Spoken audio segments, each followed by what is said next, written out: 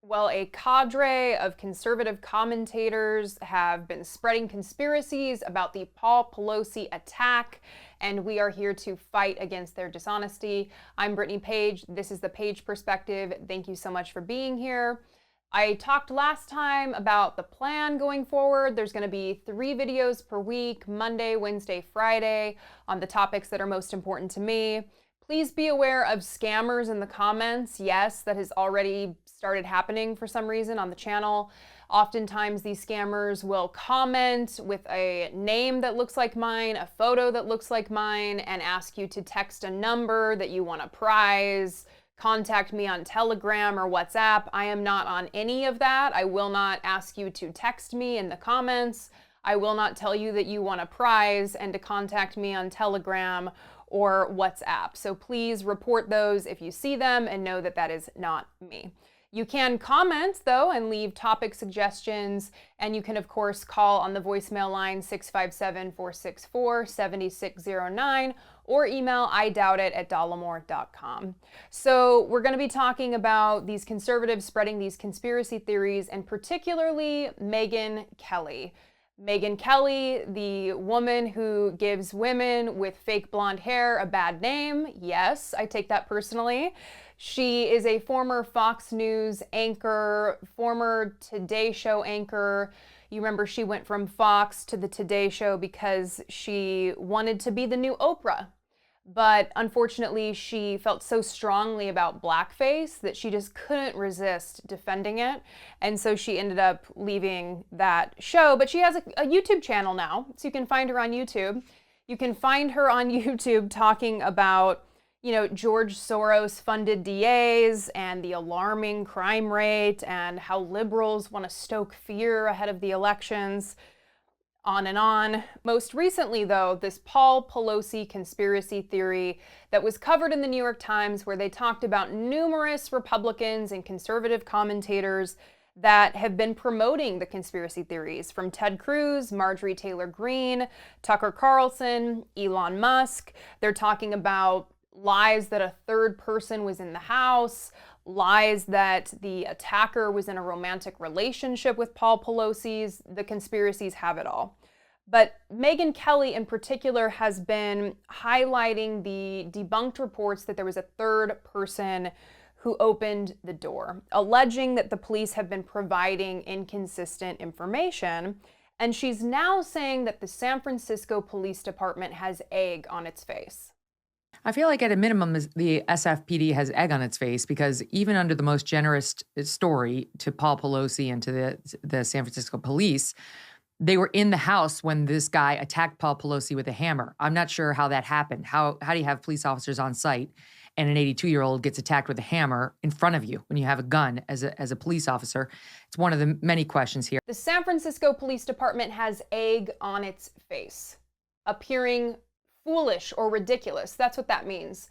And that's how she feels about the police. In this case, this isn't always how she feels about the police, though, and we'll get to that in a little bit. I want to talk about how this narrative came to be about the inconsistent information surrounding a third person in the house. And this isn't surprising, because when there is breaking news, there should be caution when it comes to new information that's coming out, because it's breaking news, it's the internet. Things can be passed around that are not true. Shocking, I know. But here's reporting from Reuters that shows exactly how this started. In a live press conference on October 28th, San Francisco Police Department's Chief Bill Scott said that when officers knocked on the front door of the Pelosi residence, the door was opened by someone inside, and officers spotted Paul Pelosi and DePape inside the entryway of the home, DePape being the attacker. An SFPD news release on DePape's arrest can be found here. Following the SFPD press conference, some news outlets, including Politico, reported that officers were let inside by an unknown person. That was then shared by some social media users as evidence that more than 2 people were in the Pelosi residence when officers arrived on scene. So you can see how the language is vague, right? The door was opened by someone inside, and then they spotted the 2 people once they were inside. They're not specifying who opened the door, And so what happened was news outlets started reporting that that vague language meant that someone else had opened the door. So in these early moments of there not being a lot of clarity with information because it's breaking news, some news outlets made a mistake and had to correct those reports.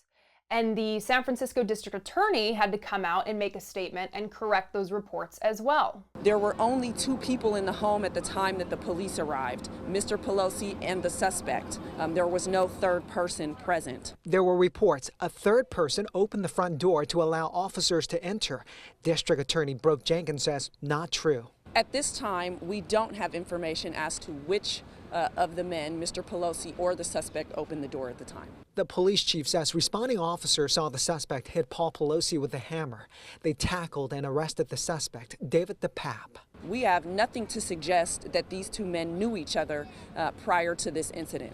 So the San Francisco district attorney also had to make that correction because of conservative commentators and conservative Republican elected officials who were making these conspiracy theories prominent talking points on their shows, in their tweets, and in various appearances across the internet.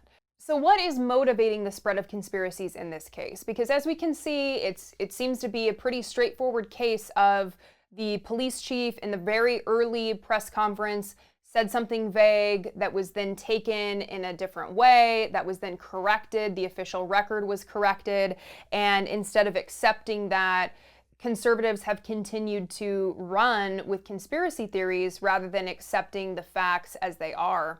What is motivating that? Well, I really liked this quote from the New York Times reporting. The flood of falsehoods showed how ingrained misinformation has become inside the GOP, where the reflexive response of the rank and file, and even a few prominent figures, to anything that might cast a negative light on the right is to deflect with more fictional claims, creating a vicious cycle that muddies facts, shifts blame, and minimizes violence. It happened after the January 6, 2021 attack on the Capitol, which was inspired by Mr. Trump's lie of a stolen election, and in turn gave rise to more falsehoods as Republicans and their right-wing allies tried to play down, deny, or invent a different story for what happened, including groundlessly blaming the FBI and Antifa. Mr. Pelosi's attacker is said to have believed some of those tales. This is the dynamic as it plays out, said Brian Hughes, a professor at American University who studies radicalism and extremism. The conspiracy theory prompts an act of violence. That act of violence needs to be disavowed, and it can only be disavowed by more conspiracy theories, which prompts more violence. So they have to spin this. They have to, because otherwise they will have to take responsibility for the damage that they are doing to society with their lies and their conspiracies. And not only that, they'll feel pressure to change if they accept that and understand the responsibility that they have in creating these conspiracy theories, in causing people to then go out and commit acts of violence because they believe these conspiracy theories. So they have to spin it by creating more conspiracy theories to avoid taking responsibility and avoid changing their behavior. And what's fascinating about this is when Megyn Kelly chooses to believe the accounts from police and when she chooses not to. And I came across this clip where she was giving an interview discussing her thoughts on rising crime and policing post George Floyd. And a year plus of nonstop police bashing. In the wake of the George Floyd death, police were called universally racist and horrible things. We've seen any protections that they have under the law or any benefit of the doubt they've ever been given taken away from them. Cops were demonized. And after the Michael Brown case, cops just didn't police. They didn't interfere in crime. They were like, what am I doing this for? We're going to get called racist. We're going to get prosecuted. We're going to get demonized. And you could see police behavior go down and crime go up. It's what's happening right now. The police are looking at these situations saying, why would I risk my life, my family's relationship with me, potential jail time, for a community that thinks I'm awful, and with a DA in office who's not even going to prosecute the crimes. He's more interested in prosecuting me. Oh, the police, they have no protection. They're given no benefit of the doubt. They don't want to do their jobs because they're being demonized. So cops, when they're abusing and killing unarmed black men, the problem there is with the public, and the public not trusting the police and giving them the respect that they deserve. But when the cops arrest Paul Pelosi's attacker, she's then questioning the police and saying that the police have egg on their face, meaning they're ridiculous and appear foolish. So she doesn't want to question the police in cases of police brutality against black people, but she's ready to jump on that wagon questioning the police account when it's politically expedient and fits with her politics and protects her from any responsibility of advancing right-wing conspiracy theories. Makes a lot of sense. So we see where your head's at, Megs, and we hope that in the future you will stop advancing right-wing conspiracy theories that then create instances of violence in our society. That would be pretty great. I don't think that's going to happen, though, based on her tweet in response to this New York Times article. She doesn't seem too happy being accused of spreading disinformation about Paul Pelosi. I'd love to know what you think. You can leave me a comment, or you can call 657-464-7609, or send me an email to idoubt@dollemore.com. Thank you so much for being here with me today. I am excited to continue this journey and see where this goes. Thank you for joining me. Thank you for your support. Thank you for all of your likes and your shares and your comments. I so appreciate it, and I will see you next time.